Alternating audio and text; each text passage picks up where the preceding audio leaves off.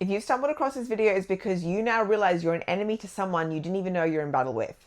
And that's what happens when you have a secret hater who just pretends to be your friend. If you're new here, my name's Louisa and welcome to the Cosmic Lip Gloss YouTube channel. This is like my first video that I'm making within the Cosmic Lip Gloss branding. It used to be my old business. In this channel, we talk about all things friendships, personal development, shadow work, and everything in between. You're gonna like it here if you're self-aware. So let's get started. We've all been in a situation before where we just feel like our friend hates us and we can't put our finger on the reason why. So I'm going to talk about today the 5 things that you need to look out for if you think that your friend secretly hates you. Number 1 thing to look out for is notice the way that she acts when you're happy and successful and doing well to how she acts when you're not doing too well. There's going to be a clear difference in this behavior and I'm going to explain why. The first thing, that she's going to be very, very present with you when you're suffering.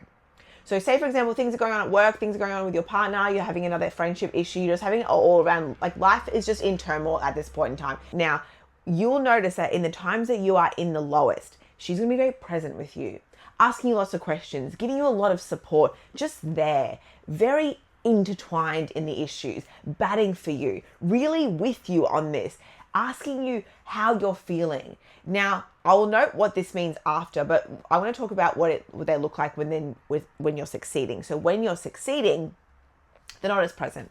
They're actually not as that excited for you. If you're doing well, if you're explaining something that you've achieved, you've got a great promotion at work, something's happened in your business, your relationship is going well, you notice the energy shift. She's not really going to be there. She's not that excited. She's like, oh, that's great. And the tone of her voice is a flavor in the way that she speaks. Now, I'm going to talk about this a lot in this video. It's like taste in the way that someone speaks. And I'm going to note this through all of my points because they all fit into each point. Now, the flavor of the way that she speaks to you when you're doing well, it's going to be pulled back. It's going to be reserved, monotone. There's not going to be excitement. She's not going to be there for it. She doesn't want to be there for it. And the reason why is because seeing you suffer is better for her. There's a couple of reasons why they enjoy watching you suffer. One of them is because they genuinely hate you. They love seeing you struggle and they're feeding off your sadness. Another time they enjoy watching you struggle is because they feel like they can relate to you. So there's a few reasons why. When they feel like they can relate to you, they feel like that they're connected to you more. So when you're suffering, they're really riding for you in the darkness. They really want to be there. They love being in that darkness with you. Whereas when you're doing well, because they haven't been doing well. They haven't got there yet. You know what I mean? Or they haven't appreciated the things that they do well because of their own insecurities. So a lot of the time when you're doing well, even if it's in some cases, it might not even be that big of a deal, but to you it is, the way that the happiness that you feel and the way that you celebrate that for you, that's what they don't like because they can't celebrate that level of happiness for them. So they'll ride for you when you're not doing well, but they're not going to be present for you when you are doing well. Number 2 is the tone in which she speaks to you. The tone in which your friend speaks to you is a clear indication of how much they like you. So say, for example, you will either be explaining something or you may even get a word wrong in sentences and in phrases and in the way that you speak. She'll be either correcting you with irritation or she'll be correcting you to make you look stupid. Now, I've watched this happen to people who dislike me, but I've also watched people do this to me before, where they enjoy when I fumble, and now the way their tone shifts in the way that I speak or what I say will dictate the way that they're speaking to me. So I'm going to give you an example. A lot of the time when someone dislikes you, when you're happy about something, again, we can even relate this to number 1. When you're happy about something, when you're celebrating something, they could get really irritated by that because they're already suffering internally. So they'll start getting really snappy with you. They'll start being really short with you. The way that they speak to you isn't with a lot of love and admiration. Now, when they're correcting you on something, when you've said a word wrong or when something has happened that you haven't said the story right, they'll get frustrated with you for not doing it right the first time, and then they'll reframe it as in you're stupid and I'm going to explain it better because I'm glad that I was here to explain it right because she's done it wrong. So they really revel in the way that you suffer, but they also speak to you in a way where they're so frustrated at you because they're so frustrated with themselves for still being in your presence. Now, the thing is that I have watched this many times happen in my life. I've had many people who have been secret haters, and I've also watched the tone and the way they do speak to me. And number 3 coincides very well with this. All of these very much intertwine with each other, but number 3 coincides well with this. And it also talks about the way that they have snide remarks to you in public. Now, they will love putting you down in front of others. This is a great thing for them to do because it takes away the frustration and the pain they feel within themselves being in your presence. You need to remember, secret haters are jealous of you. Secret haters don't want to see you succeed. They don't want to see you happy, but they also have struggled within themselves to let you go because they don't really have a good reason in their head enough to be able to do that. Because a lot of the time, if you have a secret hater, they don't have enough self-awareness to go, hey, I actually realize I just don't like you and I'm going to leave. Now, a lot of the time, I can put this in another video, a lot of the time they will ghost you. It's happened to me many times, many times, countless times, with people who have just genuinely like, they didn't like me and they didn't know how to handle it, so they're just ghosted. But a lot of the time, when you have a secret hater, the way that they speak to you and the way that they put you down in public is the easiest way for them to take away momentarily of the frustration they have in your presence. So it's going to look a lot like this. They will bring up things from the past about you that you've confided in them. Things, stories, situations that you've either put yourself in that may have not been the finest moments of your life. And come on, like, we all have them. We're not all going to be living through life as boring as can be, because why would we do that? Because that's not the way we're going to grow. But a lot of the time they will use your situations, then bring it up in a group scenario and make an example out of it. Make an example out of you because it's funny. Because your misfortune was funny. And because when you told the story, you were laughing because, hey, you might be someone who just laughed through a little bit of your trauma, which is a sign either A, you've gotten over it, or B, you're really avoiding it. There's 2 ways you can go about that, but that's a whole other story. But they will love to use that as an example. Oh, look how embarrassed you were in that time. Look how stupid you were in that moment. Let's talk about it. Let's talk about it with everyone. They'll also, like I mentioned before, with the way that they speak to you, they'll also love to bring up things that you've done mistakes in front of them, just to make you look bad, bring a poor light to you. Now, a lot of the time, I'm going to say this, a lot of the time people will start to get uncomfortable with that. And these things are very noticeable when it comes to groups of people who have self-awareness and people who are self-aware. They will be able to pick up the way this person speaks to you. If everyone around you is on the same mentality as your enemy, or person who believes that you are their enemy, they will find that funny. So there's going to be 2 types of people who will be able to pick this up. Some people might not even pick up anything at all. But a lot of the time, the 2 types of people will be able to notice what's going on. They're going to find that funny, or they're going to find that very uncomfortable. So some people will laugh, some people aren't going to laugh. And also the people that notice you who go, oh, she's actually not laughing at this. They're the types of people who are going to be like, hang on a second. But I digress. She's going to bring up things about you. She's going to make an example of you in public. She might even ask you, oh, why would you wear that today? That doesn't look good for your body type. Or she might comment on your hair. She might comment on what you've done with your makeup. Just something that you've done. They'll bring it up and they'll, in a group setting, so they can rally whoever's there, whoever's on that mentality that I was just talking about before, whoever's on that mindset that they have, just to bring you in and bring you down a little bit, bring you down a peg. So that's another thing. Number 3 is they will make an example out of you in public and they'll put you down in front of others. And number 4 is you feel like you are walking on eggshells around them.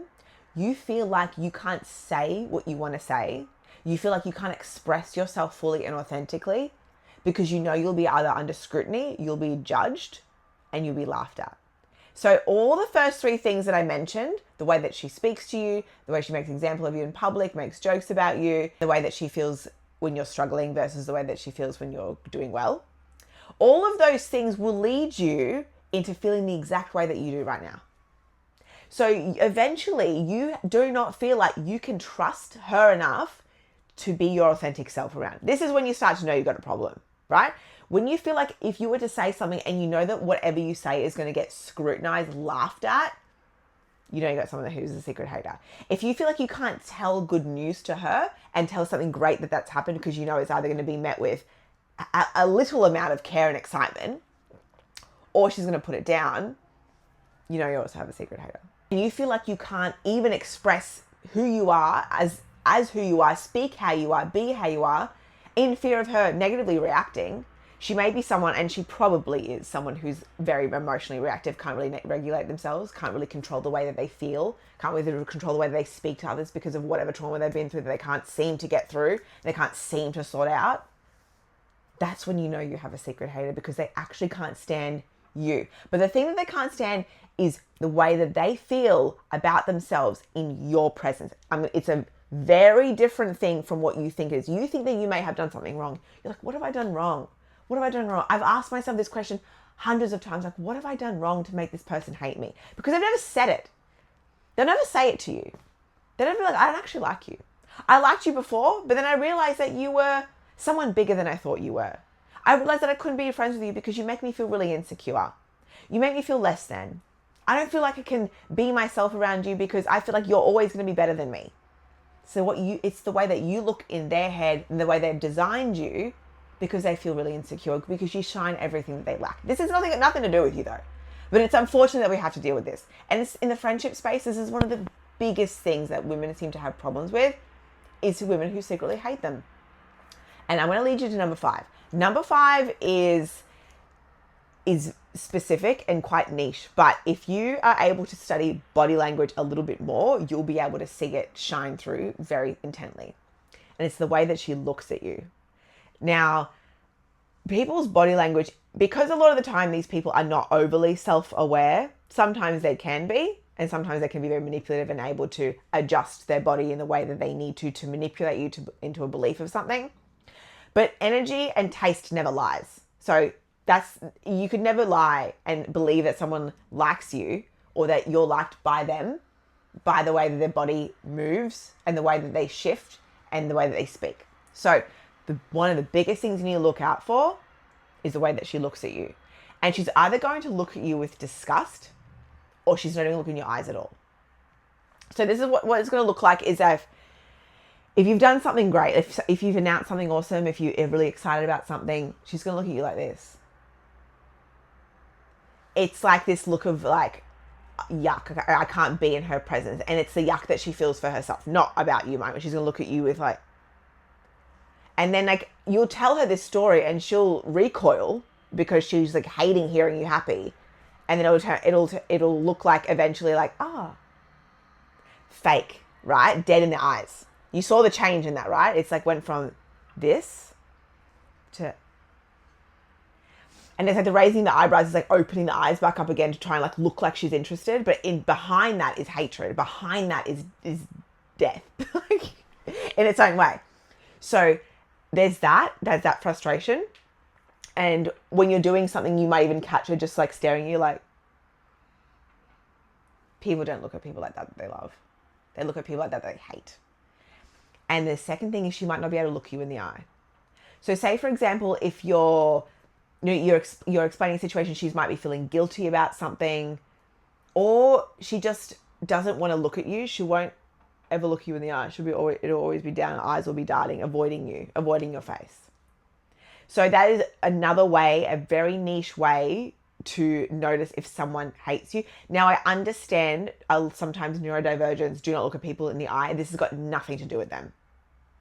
Because all of the other 4 things that I've mentioned indicate someone hates someone. A neurodivergent person is not going to sit there and be friends with someone that they hate. They're just not. A lot of the time, they're either like, they're wanting to be as far away from that person as possible. So they'll either look at you with disgust or they won't look at you in the eye at all. A friend who loves you will look you in the eye and when they're talking to you. And you always tell. You can always tell. This is a lot deeper body language sort of stuff. But these are 5 things that you need to look out for when someone is a secret hater. And if you if you got every one of them ticked off, then there's things you need to do to let that go. And I actually have a whole friendship audit in my Stand store, where I've also linked in the description box, where you can go and purchase. And I've got heaps of videos in there. I've got a massive program in there to help you have a conversation, work out how to have a conversation, and work out how to either keep a friendship or remove a friendship. This is the first friendship order that's ever been designed, and I did it myself. I'm very, very proud of it. And this is going to help you in a situation like this where you feel like you don't know what to do and don't know what to say to this person. But I'm going to give you one tip. One of the first things to do to disarm a secret hater. A lot of the time they're going to leave after this. A lot of the time, if they're if they've got an extra agenda, then they'll stay. But what I've done before, and it works, is you say to them, I don't think you like me. I don't think you like me. When you say to someone, I don't think you like me, you're shining the exact light that they've been trying to like hide you away from. You're putting a spotlight on the reality of what's actually happening in their head. The facade that they've been playing, the mask, doesn't exist past that spotlight. Goes straight in. I said to someone, I don't think you like me. A month or so later, she started to distance herself. And then with months later, she ghosted me. Easy to disarm them. But if they have more of an agenda, that might be a little bit harder. But if you like, you can go through my friendship audit. I have an entire section on secret haters and jealousy as well. So you can go through that, watch that video, and see how you can work out how you can get out of the situation that you're in. But I hope you enjoyed this video today, and I'll see you again next week.